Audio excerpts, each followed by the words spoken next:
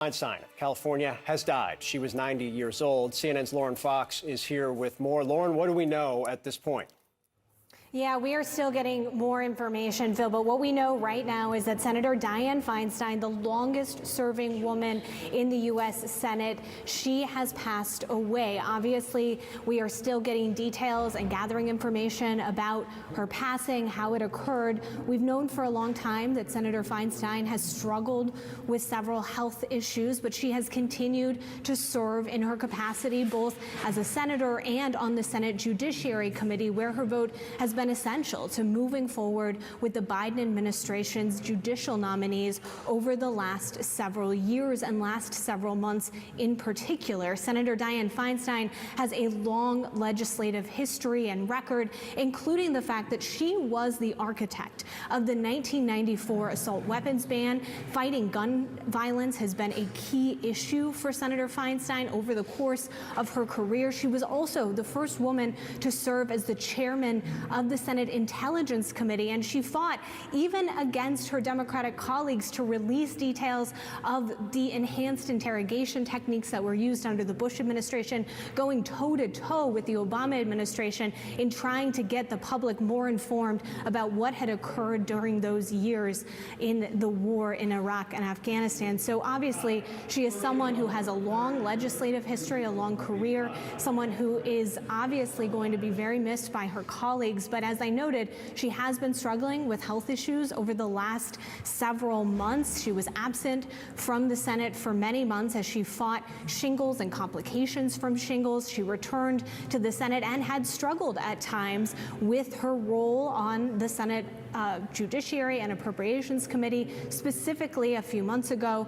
she was struggling, to vote on a vote in the Senate Appropriations Committee. So it is something that has come to pass, but we are still getting more details about Senator Dianne Feinstein's passing. And Lauren, thank you for the breaking news. Please stay with us, as I believe we also have our colleague Casey Hunt on the phone. Casey, can you hear us?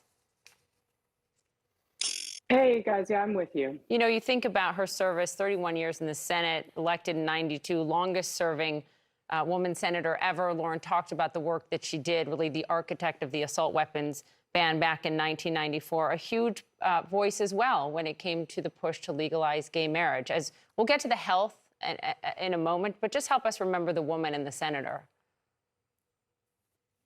Absolutely, Poppy. I mean, Lauren touched on this a little bit, and I know, Phil can speak to this too.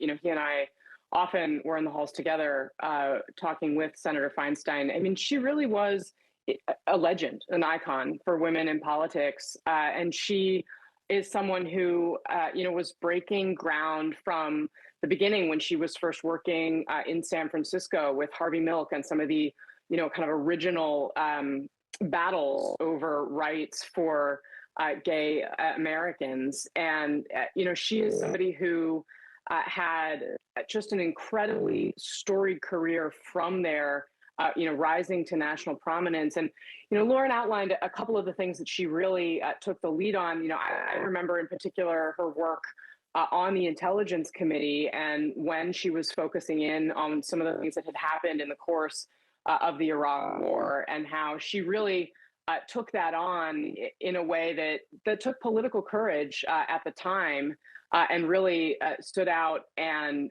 was very forceful in how she reckoned with that. But, again, Poppy, I think she really blazed a trail at a time when there were not very many women role models in politics for others to follow. It was a very, very tough road for her in the beginning. And she is someone who, Nancy Pelosi, for example, she would have been an example for Pelosi, also of San Francisco. And she did, of course, come in for some criticism from Democrats near the end of her life, because she was grappling with those health challenges, as you're seeing a little bit of on your screen now here. But I do think that on this particular day, you're correct to focus in on kind of what she meant in such a broad way to so many people. And the ground that she broke for so many people. Phil, you were the chief congressional correspondent. Just your thoughts on her. I mean, I think Casey's point, I think your point, this is important here. There's been so much focus on the health and the age and everything.